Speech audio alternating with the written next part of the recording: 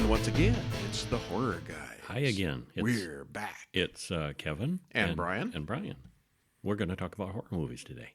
Shocker. Yeah. Horror movies. Yeah, spoiler. So much for that musical theater episode. We keep saying we're going to get to that, but it's just always horror movies. Yeah, mostly. So Oh, well. we got movies inspired by true events today. We do. Yeah. The same true event. Yeah, strangely enough.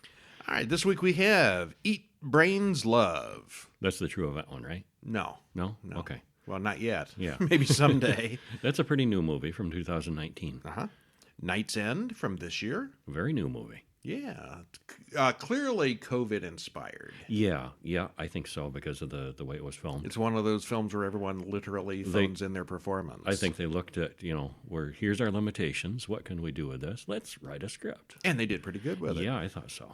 And, of course, we've got our usual short film, and then we've got two possession films based on the same true event. Emily Rose. The Exorcism of Emily Rose, and a slightly more realistic story called Requiem, both based on the same actual true event.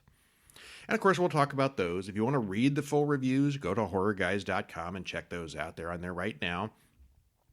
Also, if you're signed up over at horrorbulletin.com for our email newsletter, you'll get all those same things in your email box, plus Earth versus the Spider from 1959. Scary. It sounds better than it is. It wasn't Earth versus the Spider so much as Earth versus this little town. Spider versus one little town. Just a couple blocks of a little town. Oh, well. Earth versus the Spider makes it sound much more entertaining. That's what I meant. And then one that's actually good is Puppet Master from 1989. The first Puppet Master of the series. I like that series. First of many. Yeah, it is a good one. All right. So I guess first up we should talk about Zombies. Brains Love. Not Eat, Pray, Love. Eat Brains Love. From 2019. Directed by Rodman Fletcher. Written by Mike Harrow and David Strauss. Stars Jake Cannavale, Angelique Rivera, and Sarah Yarkin. Hour 27 minutes. And there's a trailer in the show notes. Click over on YouTube and watch the little trailer of this one. I'd not heard of this one in 2019. The first I've heard about it was right the day we watched it. Yeah, same here. So what happens spoiler-free? Well, it's a gross-out comedy with horror elements. Or is it a horror movie with comedy? Yes. Yes. This one is kind of in between. Yeah, it's got buckets of blood and excellent practical effects, strong cast, decent script, and overall win. Yeah. And some chuckles, some funnies. And it's got 30-year-olds pretending to be high schoolers. Yeah, there's that. Your favorite thing. Yeah, one of my favorite things. Yeah. You want to make Kevin crazy? Cast a 30-year-old as a teenager. Well, even in their 20s, Sometimes it's in their 30s, but yeah. 21, 22-year-olds can usually get away with it. Well, they're still not teenagers.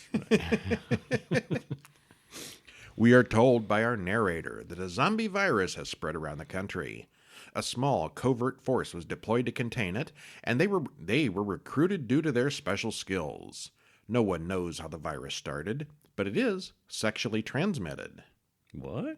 So you don't get See, it it's the funny usual already. ways. It's funny already. Just Zombies changing that up. as an STD. All right. Well, we cut to a pair of young people who are about to have sex. Neither of them looks like a zombie, so it's okay, right? Mm-hmm. Jake then eats his girlfriend Amanda. Nope, just a dream. Jake wakes up to be tormented by his little sister. Because that's what little sisters do. Mm-hmm. He goes to school, and we see that Amanda has no real-world interest in Jake. She's into Chaz. You know, have you ever seen anybody in a movie named Chaz that wasn't a Chad? I've never seen anybody in real life named Chaz. I think they make that up for the movies. Chaz. Sounds good. Sounds cool. I guess. Never is. Yeah. Well, we soon see that Amanda... We're going to get emails from people named Chaz. Uh-huh. Yeah. Well, there's Chaz Bono, Cher's son. Well, they say he's a real person. Do we know that for a fact? Have you ever seen him? I've never met him in person. There you go. Once again. There you go. Chaz, does it exist or not in the real world? We soon see that Amanda is good at picking locks. Then they have to watch a safe sex video in health class. The film is called Jake's Mistake, and Jake is the star of the film. You gotta wonder, what did he smoke this morning? They get notices about a bunch of missing dogs in the neighborhood recently. He then watches Amanda tear off another girl's face with her teeth. Oops. What? He's not dreaming this time. No. Jake gets all red-eyed, and then he does the same thing. It's a bad day in the school cafeteria, unless you like human meat. Suddenly, Amanda sees Jake, and then they have lunch together. They have a connection and over it's food. not as romantic as it sounds. Cass is our narrator, and this is where she comes in, part of an elite unit called the Necrotic Control Division. Tom is her partner, and they call zombies necros because it makes them sound smarter. Cass's eyes turns white in a psychic trance, and she watches a flashback of what's happened. Jake and Amanda wake up covered in blood. They steal a car, but they're spotted almost immediately by Cass and Tom. So here we see immediately this is not the typical zombie thing. They feed and then they revert back to human again. Yeah, they only zombie out when they get hungry. Yep. Tom shoots Jake, but Amanda bites Cass. Jake asks Cass if she's okay. He's not the typical zombie, which confuses Cass. Suddenly, two girls in a car drive up and rescue Jake and Amanda. They are Summer and Grace, and they're zombies too. They explain that hunger and fear are what usually triggers the zombie action. Eating live meat puts it into a brief remission. It just comes and goes like herpes of the undead, asked Jake. Yeah, basically. Yeah, that's pretty much it. Yeah. Summer and Grace explain how it all works, and they have a rapist and a pedophile typed up in the closet for snacking on later. It's okay if you eat bad people. Yeah, target it. I mean, guide it, use it. The four zombies then eat the pedophile like a really messy Thanksgiving dinner. We then see that Cass can read minds and also make people forget things. She changes all the witnesses' memories to make them think the zombie outbreak was only a school shooting, because that's okay. So there have never been school shootings. They're all zombie attacks. Outbreaks. Uh-huh. When she interrogates Chaz, he turns into a zombie and attacks them. She stops him with her mind. Dr. Alistair looks her over and says she's a very powerful telepath. Alistair is dissecting and experimenting on Chaz now at this point, and I'm getting Chaz and Cass mixed up. Yeah, they're close. Yeah. Cass seems to be protecting Jake because she knows there's something unusual about him. Plus, she thinks he's cute. Tom warns Cass not to lie to Alistair again. Alistair explains that he's developed a way to train and control the necrotics.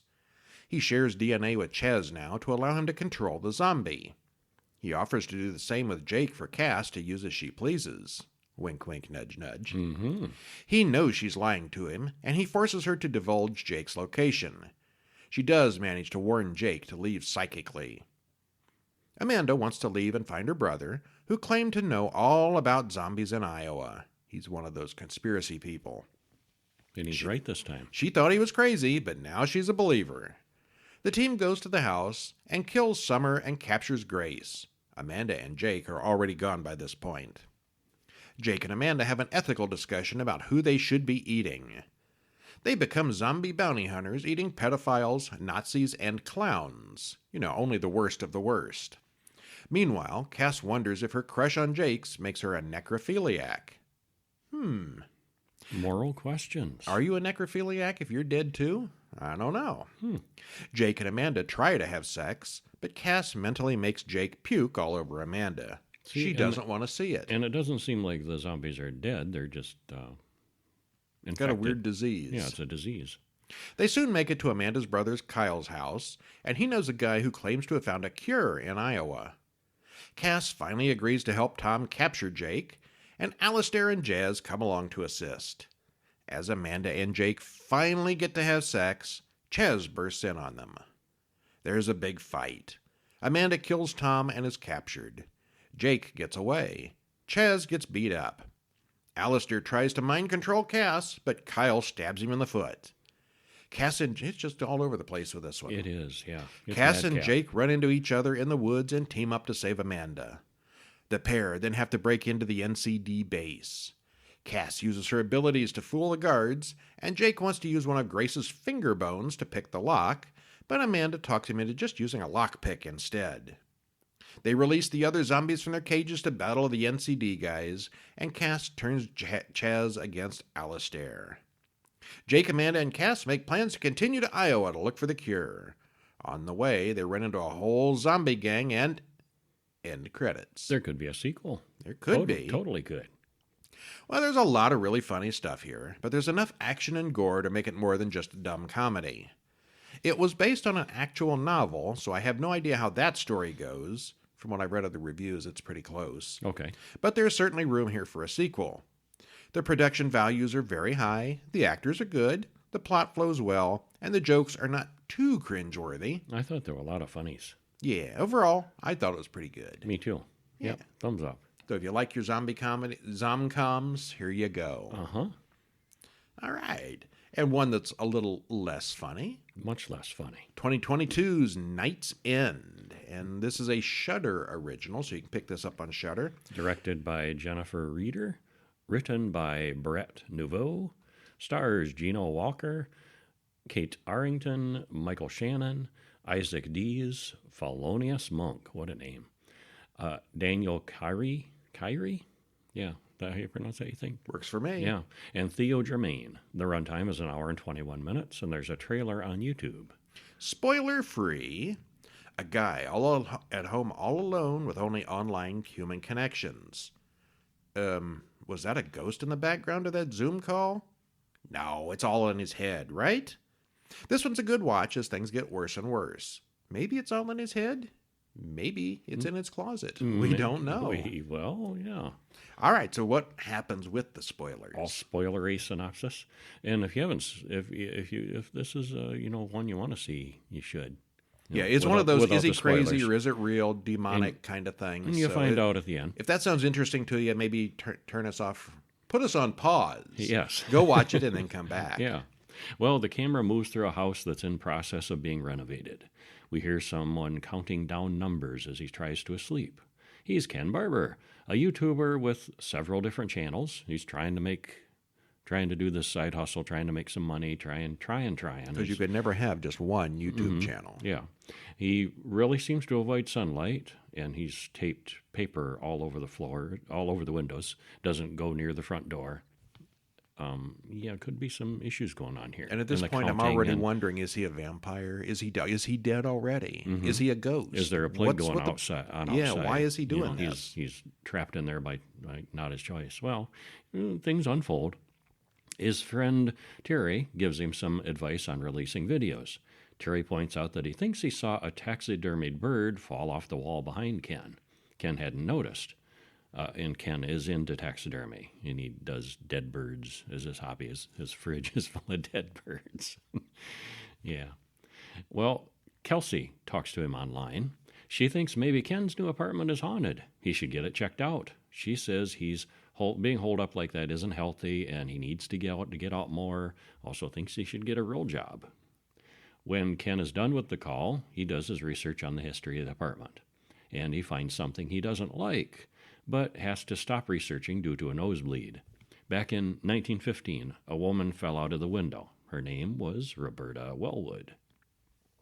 Terry suggests that Ken just focused on the ghost angle, give up his other channels, because ghosts are hot. Terry tells him to contact the other guy on a site called Dark Corners and get his story on the channel, or, starting a ghost channel. Collaboration. Or, his input at least. He also talks about a spirit jar, and he runs to the kitchen.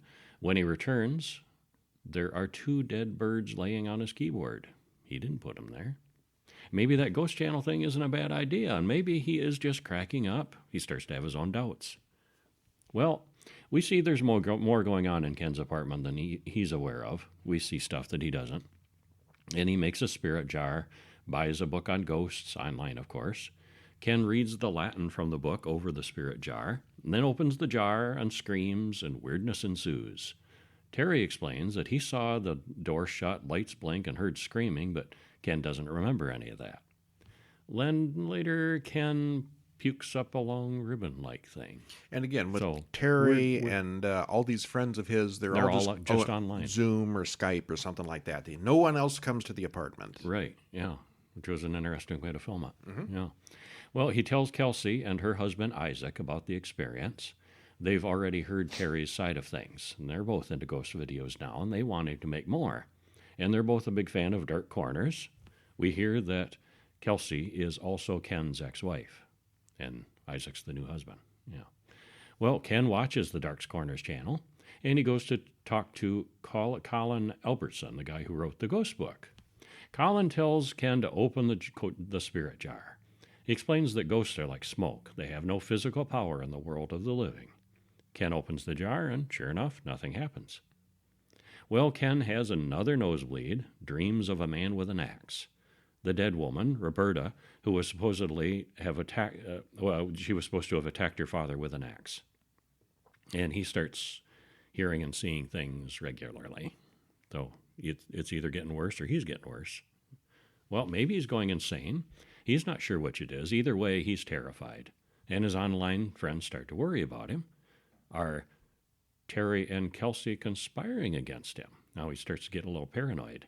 And we learn that Ken has a history of mental health issues. Well, Colin, the author, calls back. He's looked into Roberta's death a bit more. Roberta's mother actually murdered her after her failed attack on the father. The mother then confessed and committed suicide in an asylum.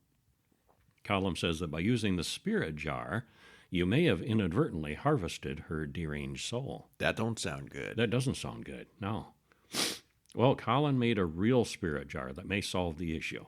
We see that Colin may not be entirely on Ken's side, but Ken misses that. Well, Ken gets notified from Dark Corners that his video will be featured. He starts to feel better now that things are starting to come together for him.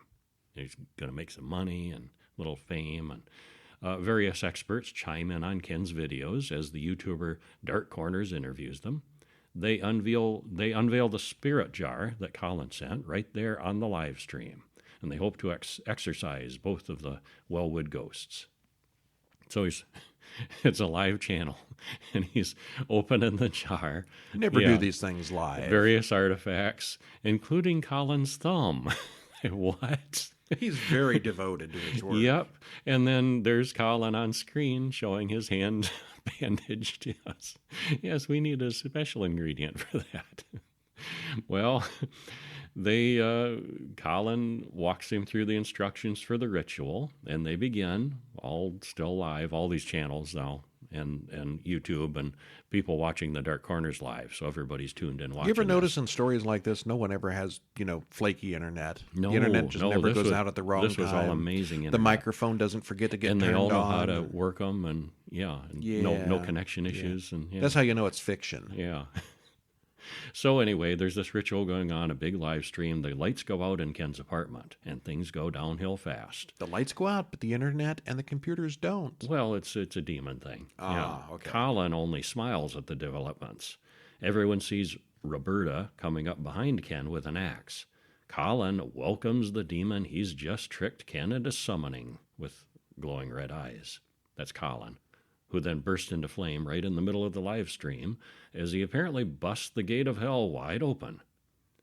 And Terry, Isaac, Kelsey, Lydon, and Dark Corners themselves are possessed next. Ken picks up the axe and waits. Ken's door bursts open and the red-eyed demon comes in. Ken gets out, goes outside for the first time in ages, and he watches as all the neighboring apartments light up as everyone becomes possessed. Guess Ken wasn't crazy after all. Huh. Yeah. Okay. Yep, that was real. Apocalypse. Well, it's clear from the get-go that Ken does have some mental issues, but we aren't sure whether what's going on is real or delusional. The counting, the very organized foods, eating the same thing every day are all very much to show us how OCD Ken is. And this is super obviously a COVID movie. Literally everyone but Ken phones in their performance. Characters appear on Skype, Twitch, YouTube, and the like. The only two actors who appear together are Michael Shannon and Kate Arrington, who are just coincidentally married in real life. So they were already together. Nice, they got them as a couple. It actually works here, as the story is obviously written around this limitation, so it's not like this was a substitute for real acting. It's all part of the story. Mm-hmm. The acting from Gina Walker as Ken is quite good, but it's a little hard to judge the others, as they're all just on little computer screens. The special effects are fairly minimal overall, but what there is here is well done. And believe it or not, this isn't the first seance by Zoom that we reviewed here. No, it's not. But I think so far it's the best. It was really good. Definitely worth seeing. Yes, for sure. All right. And then it's time for our weekly short film. Other things worth seeing. This Must Be the Place from 2022. Written and directed by Merlin Camozzi. Stars Sarah Liddon, Lila Gavaris, and Bridget Abreu. 8 minutes and 46 seconds. Watch the whole thing on YouTube. There's a link. So, what happens? Well, a pair of girls get into a car and another runs up behind them. I want to do what you do, she says, with the only spoken dialogue in the movie, interestingly enough. Well, they do some kind of music. Music, yeah. No music. They do some kind of magic and kidnap the woman. They play some mind games with her and then throw her out, but she's not giving up so easily. And stuff happens. You're going to have to watch it and see. Yes. Well, it looks like somebody watched Dune a few too many times. Other than that... Put your hand in the box. Yes, what's in the box? Pain. There are questions, and the film doesn't offer that much as far as explanations, but it's still good. It's interesting. It's not really what I'd call a whole story, though. It leaves you wanting more and wanting to know more. And whether that's the way witchcraft works or the filmmakers wanted to leave it more open for an international audience because there's no dialogue. Yeah, the witches, when they're doing their things, they don't talk. They just do a lot of hand gestures. It's interesting. It's good. It's well filmed, well paced, and worth the minutes. Yeah. Worth 8 minutes. Worth 8 minutes. Not sure if it's worth 9 minutes, but 8 minutes. Eight plus. Yeah. If you can get it for 7 minutes, it's a bargain and a half. Watch it at high speed. All right. And the next two films are very much related. The Exorcism of Emily Rose from 2013. A fairly big budget, American release. I saw this when it came out. Yep, so did I. Directed by Scott Derrickson, written by Paul Harris Boardman and Scott Derrickson. Stars Laura Linney, Tom Wilkinson, Shora Agdashlu. That's some name. Yeah, it is. And she's only got a tiny part in it. You'd think the possessed girl would have a bigger credit. Credits are contracts. IMDb's contracts weird, are strange, and so is IMDb. Hour and 59 minutes. Trailer in the show notes. Spoiler free. Well, told in flashbacks, heavily as a courtroom drama. This one combines moral questions with uncertainty about what really happened. It ends with the ending at the beginning, basically, and then they flash back. Was it supernatural possession, mental problems, or a combination of the two? Yes. Yeah. The acting is very good from everyone, and this is very well done. Yeah, this is a fairly high budget, high production value kind of thing. All right, so spoiler-wise, the medical examiner arrives at the old farmhouse. The family's all depressed, but the medical examiner goes upstairs to find Father Moore, a priest, leaving Emily Rose's bedroom. Inside, he looks over her dead body. So we know how this ends. Afterwards, he refuses to state conclusively that the girl died of natural causes. The sheriff then arrests Father Moore, who performed a fatal exorcism on Emily Rose. So it's based on, and the gal's name was not Emily Rose, nor was she American, but it's based on a German real story about a priest who did an exorcism and the girl died. And the girl died, yeah. And there were questions of whether it was mental issue or the priest's fault, or they went to trial for it. Yeah. So that's how it's the death and the basic story really did happen. There was a court case, but they really played it up and Americanized it for this movie. Yes, it's much fictionalized here. So Aaron Bruner is a lawyer who is asked to defend Father Moore. The prosecutor offered the priest a sweet deal for a plea bargain, but he refused. She goes to visit Moore in jail, but all Moore cares about is telling the story about what really happened. The prosecutor sends Ethan Thomas to run the case. He's a very religious prosecutor, but he has no problem sending the priest to prison. The trial begins. Ethan says that Emily had a medical condition that led to her death, and Father Moore neglected her treatment. Moore convinced her to undergo an exorcism rather than medical treatment. And you're always hearing about somebody, they're skipping medical treatment for prayer and all that, and most of the time they die, and there's always debate about what was right. So you've seen this kind of story before. And sometimes... Maybe not with the exorcism. But sometimes there's extreme cases. I mean, I remember cases, where a child dies, and, because the parents were ultra-religious and, no medicine, but the kid could have died, could have been saved, and, so then, it goes to trial or... Well, with COVID, it's gotten to be an old story. Mm-hmm. How many times have we heard that in the past 2 years? Mm-hmm. Well, anyway, Emily had gone away to college, which was a new thing for her family. One night, she woke up and something invisible had come into her room and attacked her. The university doctor did some tests on her and found her drug-free, but with some unusual electrical activity in the brain. He thought maybe she was having epileptic seizures, so he put her on epilepsy medication. She then stopped taking the drugs since she believed her condition was spiritual, not medical. Father Moore suggested she stop taking the drug. And I thought that was well played how they did this too, because with mental illnesses, I mean, not every mental illness, of course, but a lot of the time, enough cases where, somebody thinks they saw God, and, well, no, you didn't. You're just crazy, or, you got this condition, or, something's physically wrong with your brain, or, But here she is, this seeming adult, almost adult woman, but, functional otherwise. And, if you refuse medical treatment, well, I know what I saw. It's real. Yeah, isn't it? And is it right to say, no, you're not, you're crazy. Here's, take these pills or else, it's, they dealt with the moral questions in this. Or did something come into her room? Yeah, well, that's the thing. Yeah. Well, Father Moore warns Erin about being attacked herself, even though she doesn't believe any of this stuff. Remember, Erin is the lawyer. Soon after, Erin gets the bad news that the defendant she got off last year has killed again. That doesn't make her look good. And for some reason, all her clocks stop working at 3 a.m. each night. We don't know what the significance of that is yet. We flash back to more stuff with Emily having terrifying hallucinations, or maybe religious visions. She went to her boyfriend Jason for help, who also talks to Erin about the trial.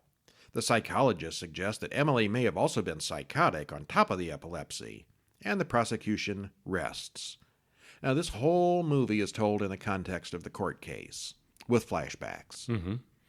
So, yeah, I guess you'd say the courtroom drama is the main thing here, talking about what happened before. So, for the defense, Erin argues that Emily was actually possessed and that Emily didn't have any medical condition. Boyfriend Jason testified about finding Emily asleep in a weird, twisted-up position. He drove her back to the family home, and they contacted Father Moore shortly after that. He has no problem being convinced of possession. Erin brings in an expert on the scientific study of possession cases. She thinks that Emily was hypersensitive to the supernatural world. She thinks the exorcism failed because she was under the influence of the psychological drugs from the doctor, not the lack of the drugs. She thinks the drug locked Emily into a possessed state of mind. And the prosecution, of course, says this is a bunch of silly mumbo-jumbo. And mm-hmm. Yeah, it's interesting how she scientifically explains it. Yeah, without does she, giving though? Does she? Well, not very well, I don't think, but, without being a supernatural explanation. Dr. Cartwright, she was locked into a possessed state. It's not a supernatural explanation. A possessed state of mind. She thought she was possessed. All right. She wasn't really, but she thought she was. Or maybe she was. Well, that's the problem. We don't know. Yeah. Dr. Cartwright contacts Erin. He's a doctor that Father Moore called in to watch over Emily during the exorcism. He said Emily was perfectly healthy during the procedure. Father Moore finally gets to testify and tell his story, and he explains some spooky stuff he saw the night after he decided to do the exorcism. A demonic entity appeared to him to intimidate him from proceeding, and he made an audio recording of the actual exorcism rite. We then get a flashback to the exorcism ritual itself, which obviously goes badly. The tape shows two voices at the same time, both coming from Emily. Dr. Cartwright refuses to testify at the trial. He says the demons are real, right before he's hit by a car. It's like something out of The Omen. Something got to him. Moore does an interview with the newspaper, which really riles up Erin's boss. Moore has a letter from Emily written the day she died, and she believed the whole thing happened because she was touched by God personally and that she had accepted her fate. The defense rests. Maybe she accepted her face too. Her face was looking pretty bad there at the end. Okay. Father Moore is found guilty and sentenced to time served, so he's free to go. Aaron sleeps through the night for the first time since this all began. Sentenced to time served and released. Mm-hmm. Except he's still got a felony on his record. Yeah. Won't be able to vote. Yeah. Okay. Well, the main focus here is on the court trial, which makes this much more interesting than just another story about a demon exorcism. It's more of a courtroom drama than a horror movie, but of course there are horror elements all over this and flashbacks and testimony. The thing is, there's testimony and evidence on both sides, and you're left to wonder if Emily was really possessed, or if there was simply something wrong with her mind. It's filmed in such a way that it could go either way, really. Nothing we see affects anyone other than Emily personally, other than oddness going on that there could be supernatural forces at work. The only thing that's a little weird is the lawyer's clock stop at 3 o'clock, which is maybe coincidence. And it's funny, too, of entertainment making things into reality. The university, the school that she goes to is a real school. Uh-huh. And there's an urban legend at the school, the dorm where she was staying at. Oh, there's these supernatural events happened, and the dorm is, haunted and, demonized and everything. And where they made the movie or where the girl really went? in the movie, that's a real play. It's a real college, yeah. But the real case was in another country. It wasn't. Oh, okay. This was totally made up. The American school where they filmed this. The American school that they totally fictionalized this for. Wow. But then people saying, "Oh yeah, I saw a ghost." Yeah, because the movie, Yeah. it was real. Okay, so they leave it up to us to decide whether it's real or not.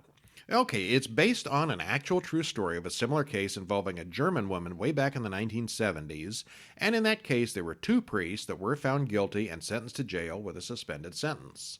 So yeah, there's a lot here that is true. Mm-hmm. It drags a bit in the middle. The kernel of truth in it, the frame of the story is true. Yeah. It drags a bit in the middle, surprisingly in the part where we see the possession. I thought the possession and the exorcism was probably the least interesting part. Which was so weird because it's supposed to be a horror That's movie. the main point, yeah. Still, it's a unique spin on a fairly tired trope, so it's definitely worth a watch. Yeah, I liked it. I've seen it twice now. I did too. It's pretty good. Yeah, it was entertaining. And then the one we hadn't seen before is Requiem from 2006. This came out 3 years after Emily Rose. Which I think was very interesting, and I'm glad we saw it for the sense of completion, especially right after seeing Emily Rose. Uh-huh. But it's one I don't feel I need to see again. No, this is more documentary than horror film, I thought. Yeah, more factual and drama. Directed by Hans Christian Schmid, written by Bernd Lang. Stars Sandra Huller, Berghard Klaubner, and Imogen Koch. I'm sure I'm mangling those. What are they, Swedish? Finland? We are sorry for these pronunciations. They're probably not listening to the show. Hour and 33 minutes. And there's a trailer in the show notes. I definitely would recommend watching the trailer first because this one's probably not for everybody. Mm-hmm. Spoiler free. What happens? Well, this wasn't really horror, but was closer to the true events that the horror movie The Exorcism of Emily Rose was based on. It's more of a descent into madness from the look of it, medically induced rather than supernaturally. But religion played a huge part in it, and not in a good way. And it was interesting.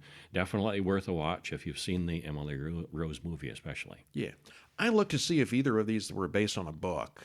The true story. Like the Amityville Horror. Well, no, I meant the actual. Oh, the actual. Somebody somewhere probably wrote. I couldn't find one. Oh, okay. So it looked like this thing happened. It was in the news, and they made these 2 movies off of news rather than a book. Yeah, and even this, probably stretches it. This is much more realistic and probably closer to the facts. You gotta fluff it out into still a movie and make it watchable. Yeah. Yeah. Michaela Klingler goes into a little church to pray. She gets the mail, and we see that she's been accepted into the university. Her parents aren't so sure about the idea. How can you go with your thing? Those pills aren't for fun. I haven't had anything for 6 months, Michaela replies. So she's got some kind of condition that she's medicated for. Mm-hmm. She goes to see her new dorm, and everyone is very nice. Her father leaves her there, and everything's great. She meets a girl she knew in high school named Hannah, but Hannah doesn't seem too thrilled to be reacquainted with Michaela, who everybody knows is kind of weird. They eventually, though, become more friendly as time passes.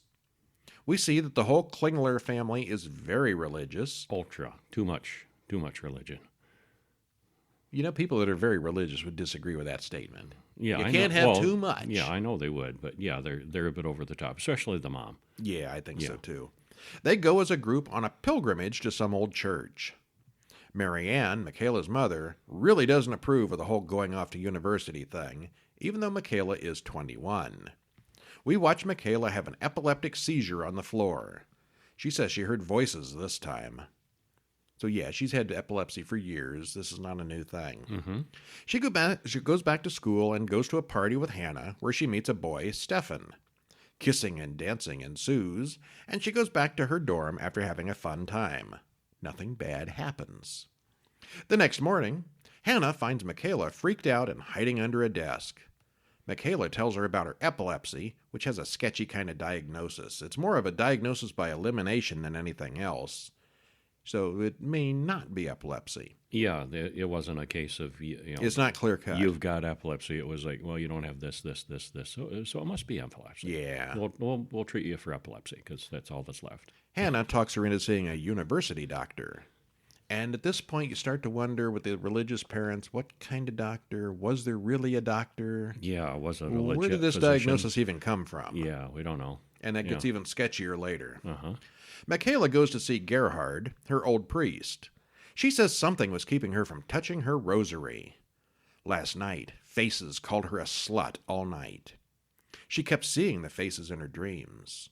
The priest says the devil is just a story, and maybe she needs to go see a psychiatrist. She gets a 1970s EEG, which looks pretty terrifying in itself. That thing was clunky. Yeah, Man. that's Clockwork Orange kind of machinery there. Big and primitive looking. She ends up with a new prescription for a new drug. The priest verifies that Michaela is seeing a doctor, and then he introduces her to Father Martin, a younger priest who's kind of gung-ho. Mm-hmm. He talks about how the world makes our souls sick, and they pray to avoid evil thoughts. Her father arrives, and at this point, you'd think it'd be the old priest who's the crazy one, and the young priest is the sane one, and it comes out to be just kind of the opposite in this film. Uh-huh, yeah. His insurance her father arrives. His insurance told him about her doctor's visit, so he's worried. I guess they didn't have HIPAA in the 70s. No. Time passes and she and Well, in another country, too. Well, Who knows yeah, what okay. Another time, another place, yeah. Yeah. She and Stefan continue to go out and have more good times. Christmas comes and Michaela and Hannah go back home to their town. Things go great on Christmas until her mother throws out all her clothes and they have a big fight. These clothes are just too modern and slutty for you. And they're just clothes. They're nothing special. Yeah, and they're not that provocative or anything. No. Getting so upset, Michaela soon has another episode. She thinks she's not allowed to pray anymore, which means another trip to the young priest. This time, she's not having any of his garbage and walks out. Michaela goes back to school and finds that Hannah has had a bad week too. She tells Hannah about hearing voices, and Hannah mentions that Michaela might want to see a psychiatrist. How many people have suggested this? Maybe she should do that. Yeah. She goes to see Stefan, and this time they finally do have sex, and it's Michaela's first time. Afterwards, she has trouble with her hands. There's a big essay to write, and she has a hard time concentrating, so she dumps all her pills down the drain. You could just stop taking the pills for a day or two. You don't have to throw them out. But it's more dramatic that It way. They certainly do that a lot in is. the movies, too. Yeah, don't they they do. Yeah. Stefan then comes over and helps her type up the paper on a clunky old mechanical typewriter. Mm-hmm. Chunk, chunk, Clunk, chunk, clunk. chunk. I can't imagine writing like that. He helps her cut up her food, and afterwards they go out dancing. She's pretty wild, and he wonders why she's so different now. What'll you look like after 4 more years of this, he asks. Maybe it is too much, he adds, and then goes home. She's off her meds and goes a little wild for him. Yeah, a little bit. too wild for him. Yeah, it's too much for him. Yeah. Both of her parents, along with both priests, come to visit. Yeah, that's not a good visit. Yeah, they've talked about her, making decisions without her input. She's hostile, but they're insistent. The young priest has approved an exorcism, and the old priest is very much against it. Michaela's father is on her side, but her mother is all about the priests. Hannah and Stefan talk about how much weight Michaela has lost. He didn't know about the epilepsy, but Hannah then fills him in. Hannah tells her to shut up about the stupid saints and go see a doctor. She does talk about saints a lot. Mm-hmm. She really doesn't see how a hospital can help her. She can't touch the cross anymore. She can barely even walk. Stefan doesn't want to have her committed, so he takes her home to her parents, which is probably just the exact wrong thing to do. No, not the best move. Her father pulls out the medical records that say Michaela needs to be institutionalized. She's angry and obnoxious and throws a fit, so her mother thinks she's possessed. "You belong in a clinic," shouts her father. And then the priests arrive. She's hostile to them, so it must be demons. There's lots of praying and screaming, and the next day she goes for a walk with Hannah, and Hannah offers to take her away from all this. So many people offering to help and take her away and put her in homes and get her doctors, and no. That was a recurring theme throughout it, and she always says, no, this is how it's supposed to be. God will make it work out. Mm-mm. Michaela says this is her life now and doesn't want to leave. And then the film ends. We read in the text that follows that a few dozen exorcisms, Michaela then died of exhaustion at her parents' home. So it wasn't just one ritual like in the other movie. This went on for weeks. Well, I think the other one had gone on for a while, too. There was more than one, There was a climax, a climactic exorcism, but yeah. Okay, so this one is much more closer to the true story, that based on events that happened in 1976 with Anneliese Michel in Klingenberg, Germany. In reality, she died of starvation after an exorcism.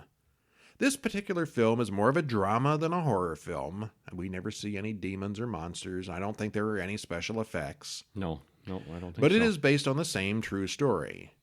That film has much more of a horror focus than this one, but it's the same story. It's well acted, realistically done, and flows pretty well. It doesn't get boring, but it is a slow-moving drama. And yeah, I think in the first movie, it's much more implied that there really was demons and possession. Mm-hmm. The second one, she was just crazy. Yes, very much so. Or had something wrong with her, whichever.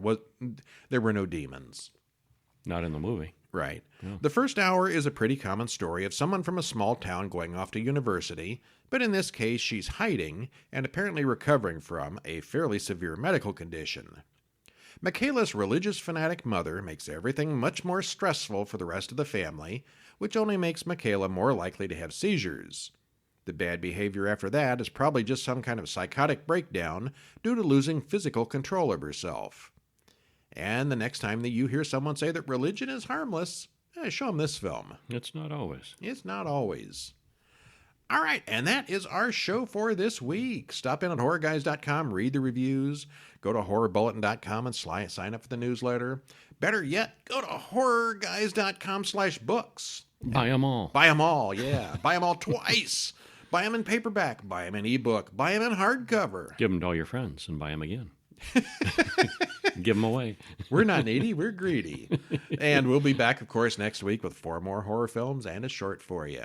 And I'm Brian. I'm Kevin. And we'll see you Next week? Next week. You Yeah. bet.